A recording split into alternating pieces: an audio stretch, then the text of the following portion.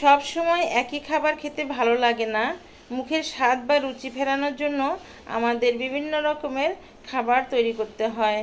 তাই তো আমি আপনাদের সামনে নতুন নতুন রেসিপি তুলে ধরতে পছন্দ করি। তো প্রিয় ভিউয়ার্স, আসসালামু আলাইকুম। কেমন আছেন সবাই? আশা করছি আল্লাহর রহমতে অনেক বেশি ভালো আছেন। কাছে বা দূরে, দেশ বা দেশের বাইরে যে যেখান থেকে আমার ভিডিওটি দেখছেন, আপনাদের সকলকে অনেক অনেক শুভেচ্ছা জানিয়ে শুরু করছি আমার আজকের রেসিপি। বরাবরের মতো আমার আজকের রেসিপিটাও একদম ভিন্ন রকম থাকছে। আমার আজকের রেসিপিতে থাকছে রুই মাছ এবং মসুর ডাল দিয়ে খুবই মজার একটা রেসিপি।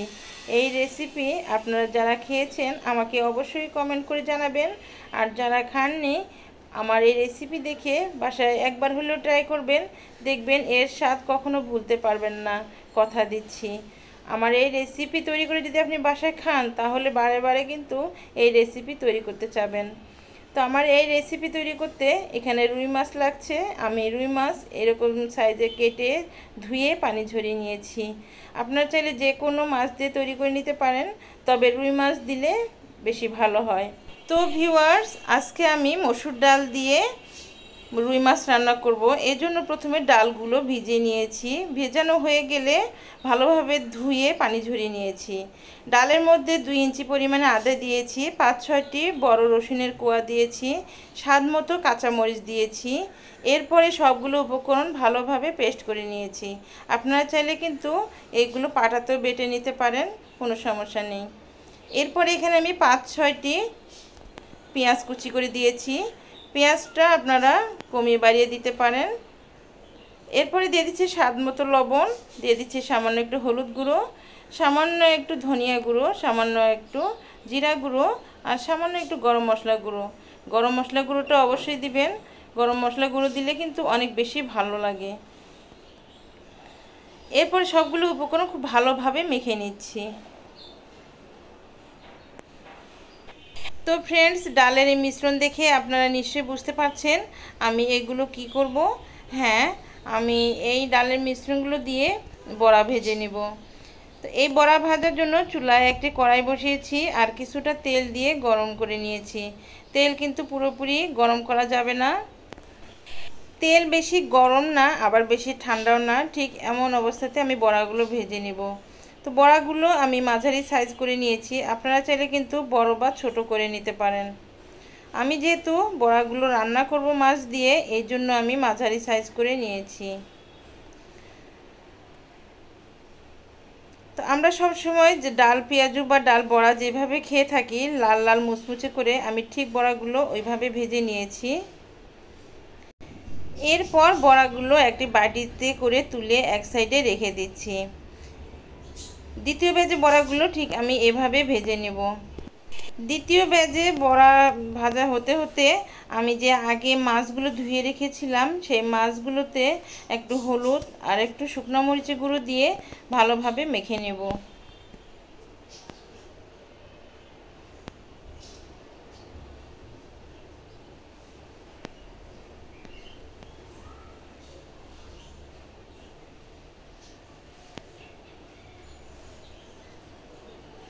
মাছগুলো মাখা হয়ে গেলে আমি বড়া ভাজা ঠিক একই তেলের মধ্যে মাছগুলো ভেজে নেব।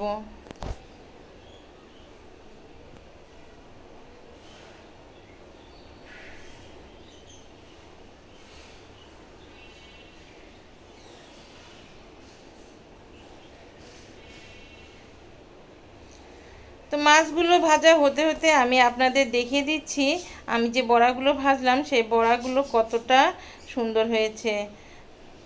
তো মাশাআল্লাহ, বড়াগুলো দেখতে অনেক সুন্দর হয়েছিল আর আলহামদুলিল্লাহ খেতেও কিন্তু অনেক মজা হয়েছিল। তো বড়াগুলো আমি যেমন লাল লাল করে ভেজেছি, মাছগুলো তেমনই লাল লাল করে ভেজে নেব।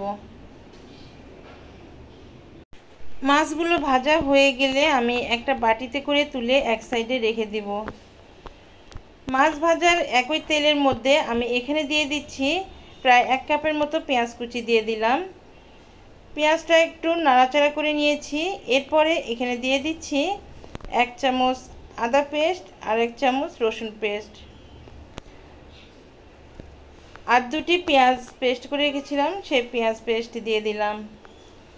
এরপরে চুলা লো মিডিয়ামের মাঝামাঝিতে রেখে এই সবগুলো উপকরণ ভেজে নেব। আদা রসুন বা পেঁয়াজের পেস্ট একটু ভালো করে ভেজে নিতে হবে। যখন এর কাঁচা গন্ধ দূর হয়ে খুব সুন্দর একটা ফ্লেভার বের হবে, ঠিক সেই পর্যায়ে এখানে দিয়ে দিচ্ছি হাফ চামচ হলুদ গুঁড়ো, 1 চামচ শুকনো মরিচের গুঁড়ো, ঝালটা আপনাদের পছন্দ অনুযায়ী দিয়ে দিবেন। আর দিচ্ছি হাফ চামচ ধনিয়া গুঁড়ো, হাফ চামচ জিরা গুঁড়ো। এরপরে স্বাদ মতো লবণ দিয়ে ভালোভাবে নেড়েচেড়ে মশলাগুলো ভেজে নিচ্ছি।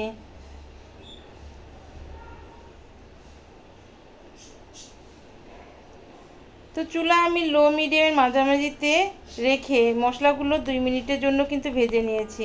এরপরে সামান্য একটু পানি দিয়ে মশলাগুলো খুব ভালোভাবে কষিয়ে নেব। মশলাগুলো যত ভালোভাবে কষানো হবে এই তরকারি কিন্তু খেতে অনেক মজা হবে।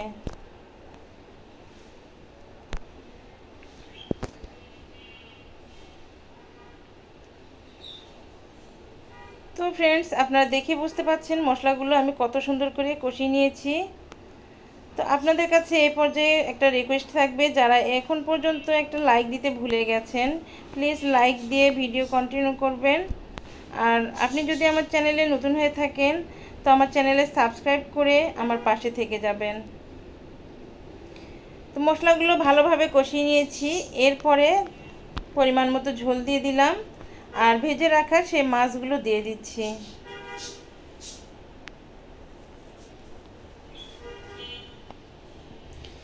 এবার ঢাকনা দিয়ে ঢেকে দিচ্ছি বলক আসা পর্যন্ত। চুলা হাই হিটে রেখে আমি মাছগুলো বলক তুলে নিয়েছি। এরপরে ভেজে রাখা সেই বড়াগুলো দিয়ে দিচ্ছি। বড়া আর মাছ কিন্তু একসঙ্গে দেওয়া যাবে না, তাহলে বড়াগুলো খুলে যাবে, এতে করে কিন্তু ভালো হবে না। যখন মাছের তরকারি বলক আসবে ঠিক তখন বড়াগুলো দিয়ে চুলা মিডিয়াম হিটে রেখে আস্তে আস্তে জাল দিতে হবে, তাহলে কিন্তু খুব সুন্দরভাবে বড়াগুলো ফুলে উঠবে, ভিতরে রসে টইটুম্বুর হবে।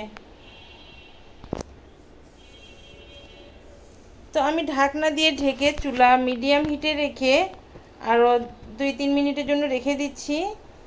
আর শেষ পর্যায়ে আমি 2-3টে কাঁচামরিচ দিয়ে দিচ্ছি খুব সুন্দর একটা ফ্লেভার আসার জন্য।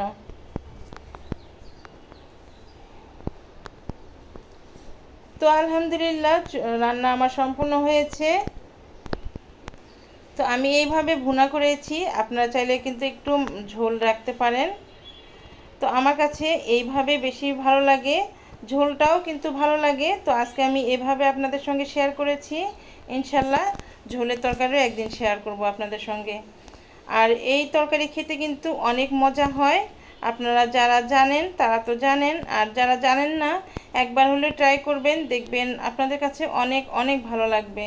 তো ফ্রেন্ডস, আমার রেসিপিটা কেমন হয়েছে কমেন্ট করে অবশ্যই জানাবেন।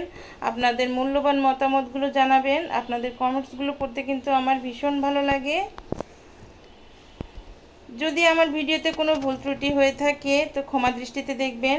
আপনি যদি আমার চ্যানেলে নতুন হয়ে থাকেন তো আমার চ্যানেলটি সাবস্ক্রাইব করে আমার পাশে থাকবেন।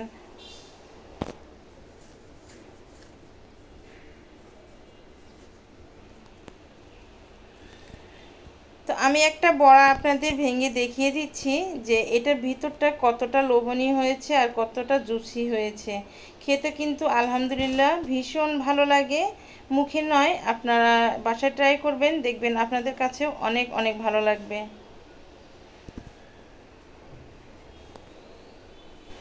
তো এরকম নিত্য নতুন রেসিপি পেতে আমার চ্যানেলটি ঘুরে আসতে পারেন। যদি আমার রেসিপিগুলো আপনাদের কাছে একটু ভালো লেগে থাকে তো আমার চ্যানেলটি সাবস্ক্রাইব করে পাশে থাকা বেল আইকনটি অন করে রাখবেন। এতে করে আমি যখনই কোনো ভিডিও আপলোড করব সবার আগে আপনি পেয়ে যাবেন। তো দেখুন বড়াগুলো কতটা লোভনীয় হয়েছে।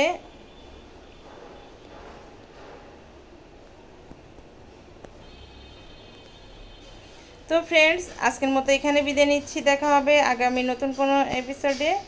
তো ভালো থাকবেন সবাই। আল্লাহ হাফেজ।